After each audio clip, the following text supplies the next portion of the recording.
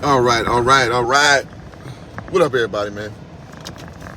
I'm gonna make this video quick because I have I'm going to actually a UFC fight out here in LA, and I need to get back to it. But I want to get my Kyrie Irving thoughts out. First off, salute to Prairie View A&M University, my alumnus, the school that I call the place that I went to school and got my degrees in. So shout out to Prairie View, and we all swag, to quote the great Deion Sanders. So Kyrie, again, I'm gonna be brief because I got things to do. Now, I wanted to wait to put this out because yesterday my take is a little different today, and by that I mean this. It came off to me yesterday just Kyrie being Kyrie, and he's been a petulant child that he's been known to be. Or just very cantankerous, man. It's like, I don't want to call that man a child because he's definitely a self-thinker, but it's almost like Kyrie, like, what do you want, bro? What do you want? And now the part I won't depart from is when I was speaking about Kyrie and how he said so many different things so many different times, and it's really hard to take him serious. Coming from a fan, I'm a fan of Kyrie Irving's, unapologetically. Been a fan since day one of him. To me, he dribbles the ball like none other I've ever seen in my life. So a lot of people say Allen Iverson has had handles, which he did. Kyrie, to me, no, I ain't gonna go that far and say twice, but he just has him. He has more control. Probably the best I've seen in my life. But I'm not gonna gloss over things that Kyrie does bad, which is his leadership skills are horrible. He doesn't know when to rein in his game sometimes. So I'm gonna keep it real, even though I like the player. So with all that being said, one thing I won't back off the fact that he's so wishy-washy. So it's really hard for teams to take you serious if your passions are here, your passions are there. Because let's rewind. This whole year, I don't know why this storyline stood out to me, but him and KD was very compelling, and I've been chronicling this whole situation like all the way since the beginning of the season. So if y'all look, I talked about how KD and Kyrie had no leverage, how the Nets held all the cards, which they do, so on and so forth. So it's almost like every time this one hits a new earmarker, I got to come in and just kind of build on that same premise that, like, what the hell are these two dudes doing? And KD happens to be my favorite player. So what Kyrie is doing to himself, that it's almost like the emperor with no clothes. Like, you don't understand like how tarnished your reputation is. Like, teams are not going to invest long term for you, bro. And you got to understand that, yeah, your game is up there. Nobody going to question that out of Kyrie. But, like, what are you going to do? Like, I mean, when something doesn't go your way, what are you going to do? And Kyrie, to me, has shown that, listen, Kyrie going Kyrie, bro. He going to do for him first, which I got no problem with. I got no problem with any man doing for self. But, there's repercussions that come with that mentality. My live life. I know. So it is what it is. Jay Big Water says, what's up, man? Good to see you. Not gonna lie, when I saw he wanted to trade, I couldn't help but, yes, it's getting old. The storyline's getting old about him being cantankerous, man. And now the pivot has shifted to, like, the tea leaves read he's going to LA. And all I can think of is, for what? Go to LA to do what? Listen, man, I'm a Laker fan, true and true. I hate this team we have right now. Kyrie Irving is not gonna come fix us. There's no safety valve to fix the Lakers. We're too old. We can't shoot. We can't play defense. Kyrie doesn't fix none of them problems. Does he potentially put more points on the board? Yeah, I'll meet anybody there. But he's still deficient defensively. He only plays basketball a certain way, and I thought, like, his situation in Brooklyn was a good reclamation project because KD needed to show he can be a leader. Kyrie needed to show he can be a leader, and it was the perfect situation because if you close your eyes, you don't know who the leader is, which is perfect, meaning both guys would get credit. So now that he's going back to potentially go back to LeBron, you know how it is when you play LeBron James. You're not getting no credit. People bring up that game 6, that game 7 win against the Warriors. Nobody talks about the Kyrie Irving step back 3 and Steph Curry face. Everybody talk about the chase down block, man. You won't get credit with that dude. It is what it is.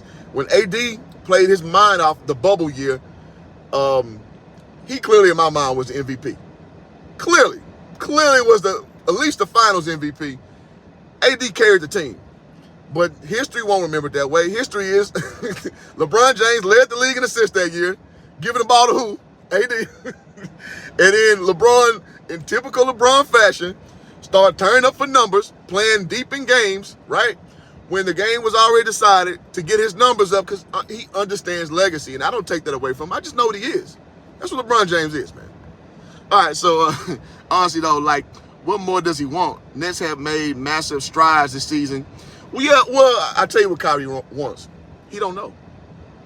Kyrie doesn't know what he wants. Kyrie is like, you remember when Martin went out to the... Y'all hit that like button. Let's get some more bodies in here. Hit the like button if you haven't done so already. Kyrie is that dude when Martin went off to that little convent and he became like a monk or something like that. What he was saying. That's Kyrie Irving, man.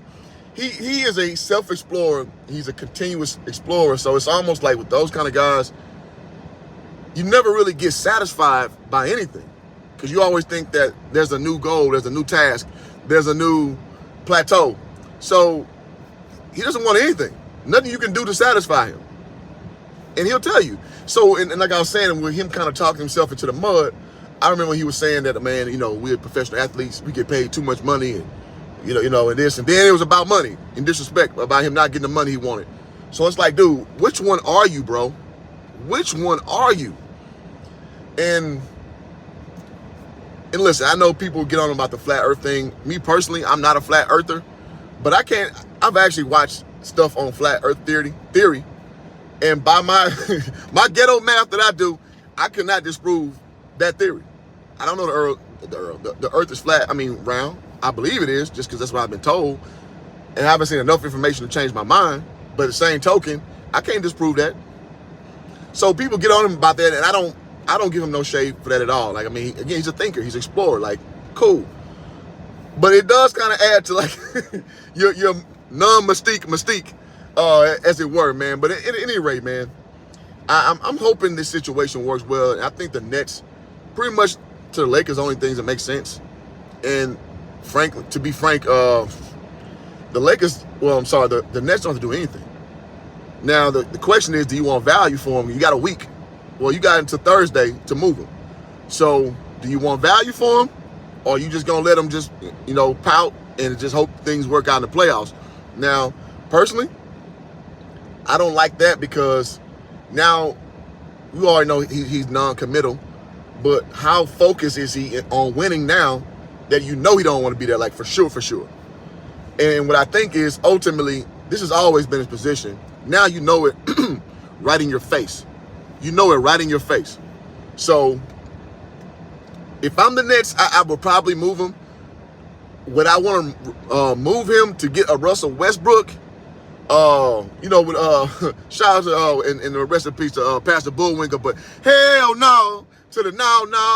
I'm not trading for no damn Russell Westbrook. It's funny, man. I was with my guy Talvin Hester, man. He's a head coach at Louisiana Tech, and we checked out 2 kids yesterday, man, out here in LA. And one of the kids, he really good kid. He plays he plays for Premier out here, and he miles his game at the Russell Westbrook. That kid body type is the same, and I guess he'll sign. I don't know yet, but all I could think of is I was like, how is Russell Westbrook your idol? That's all I could think. But that kid was smooth, man. I forget his name, but he good to go, man. That's a D1 kid. So it's just funny watching him. He wears number 0. He wears both of the arm pads, literally like the same build, about 6'3", 6'2", can bouncy, athletic. And so it was just funny to kind of watch that. It's like history repeating itself a little bit. Let's see. Zen says it works. You can let Russ fall off the books. Nets is toast anyway.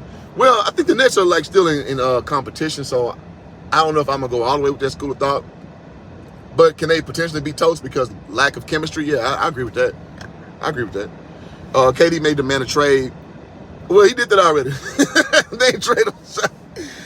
All it showed was You don't hold the cards, dog. Like, you know what I mean? Real talk. The Nets got all the leverage. And you can be mad all you want to. Yeah, let me give you a wrench. Zen, shout out to my guy Zen, man. Shout out to my guy Zen. Let's see. And shout out to Aaron. Good to see you, brother. He said, shout out to Aubrey Miller with 6 tackles so far. He keeps it. Oh, yeah, man. Aubrey Miller had a big hit on one of them cats in the Senior Bowl. Yeah. Shout out to Aubrey Miller, man. Shout out to all the SWAC fans out here. You know, I got to represent. We all SWAC, baby. PV all day. Let's see. KD should request a trade. Hey, man. Now I like where your brain is going on that one. And I'm going to tell you why. Renaissance man, what's good, bro? Doing big things. Man, I appreciate it, man. Yeah, I'll be at the Super Bowl, man, in a week, man. So I'll be out there. I'm going to give y'all some A1 content.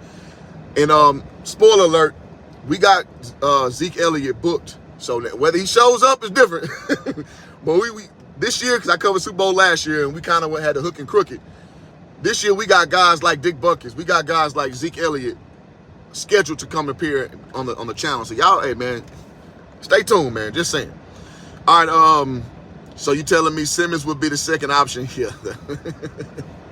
Yeah, I don't love that. I like Ben Simmons a lot. I don't love him being a second option, to your point. And I like how unselfish he is. It's just like, it's almost the Kyrie thing. Like, where are your passions? What do you care about? With Ben Simmons, it's really hard to know what he cares about, man. And to me, that's scary. Big J also said, J Big says, honestly, though, who on the Lakers would Nets want to give up? Damn, hold on, it just spit on me. Who on the Lakers would the Nets want to give up for KD? Yeah, it ain't happening. KD what needs to get through the playoffs. Yeah, I think, the Lakers going to give up, obviously it'd be Russ. It's the only thing that makes sense from a money standpoint. And he also says, as much as I won't say as a Dubs fan, Zen Master, I don't think, anyway, KD. Well, so now let me say this. Golden State stinks this year. Now, they did win it all last year. So the people who gonna dislike KD they'll frame it however they want to. And I think KD kind of has bought into that I don't care what people think paradigm, which I think is a smart thing. Now, me personally, I wouldn't prefer it, but if you came in with Golden State kind of just treading water this year and you come and flip them into championship form and y'all just smoke through the competition and KD individually kills it, I think there's some credit to be shared. But on the same hand, whew, if you win again and they just won last year, man. So it just depends on what school of thought you want to subscribe to, man. Because, yeah, if you win over there, oh, my God, that dude would never hit the end of it.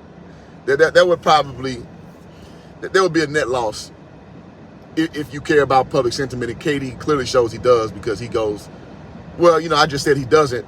But he does, though, because he went and got the burner account arguing with these average-ass people. So, it is what it is. Said not even from one last round. Andrew Wiggins of Brooklyn sounds good to me. Yeah, I don't hate that. I just don't think Brooklyn like that. As good as Wiggins played, I'm not taking no damn Andrew Wiggins for Kevin Durant. You can bet that. Let's see. Thunder said, yeah, I think Simmons is unselfish to a fault, to a point where yeah, exactly. Because, you need somebody who has a little bit of that Westbrook in him. I hate to even say that, but it's just true. You can't have too many guys with a deferring mentality to go to the highest plateau, because at some point you're going to need a little bit of selfishness. Jay also says, I don't think that KD and Draymond work well together. I think they can until they don't. Draymond Green don't work good with nobody until he does. Another guy I happen to like. I love his game. I've been a fan of Draymond Green since Michigan State. He's an asshole, though. Draymond Green's an asshole. So those kind of guys, they and I would just say it, a lot of single mother raised dudes got that little cantankerous spirit to them. And it's kind of hard to do. It's hard to deal with in some occasions. And you see a hook, line, sinker with Draymond, bro. It's like, you make problems that don't exist. Like, why? Why are you making problems that don't exist, bro?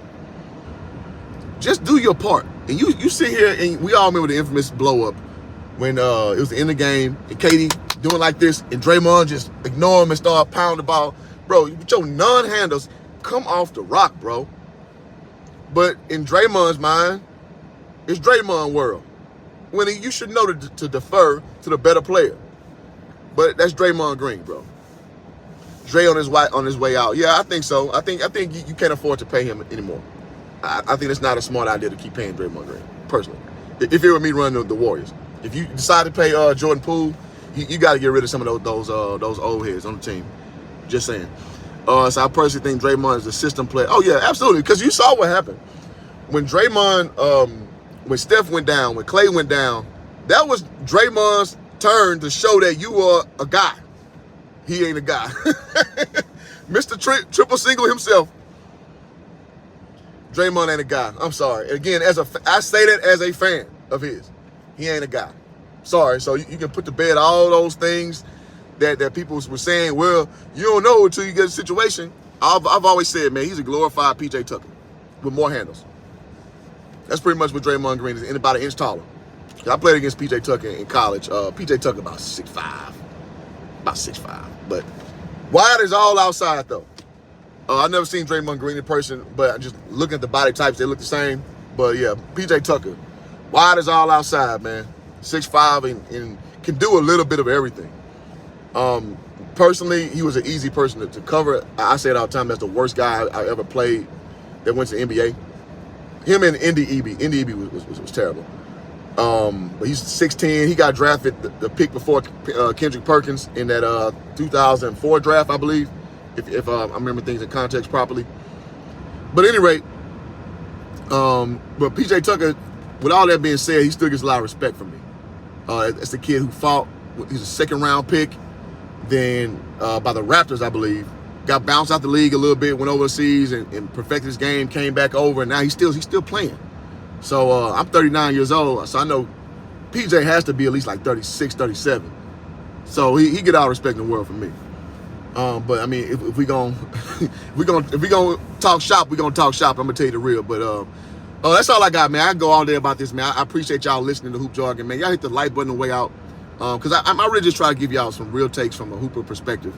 And I know how the YouTube game go, man. You know, I got to put more content. I know that. But, you know, I do it when I'm passionate. And y'all comments keep me passionate. So I really appreciate y'all. Thunder says real quick, realistically, where do you see Kyrie landing? Everyone is saying Lakers. Oh, I see Lakers, bro. I let in with that. Nothing else makes sense to me. Lakers may be a dark horse in Miami Heat. But the Lakers, I mean... But again, I don't even want it to happen because it's not going to fix my team. So I think I heard Portland floated out there, but him and Dame Lillard makes no sense. There's another team I heard they got floated out there as a potential landing spot. I can't think of it. But at any rate, I hope him and KD just figured out. I hope they turn that chaos situation into order.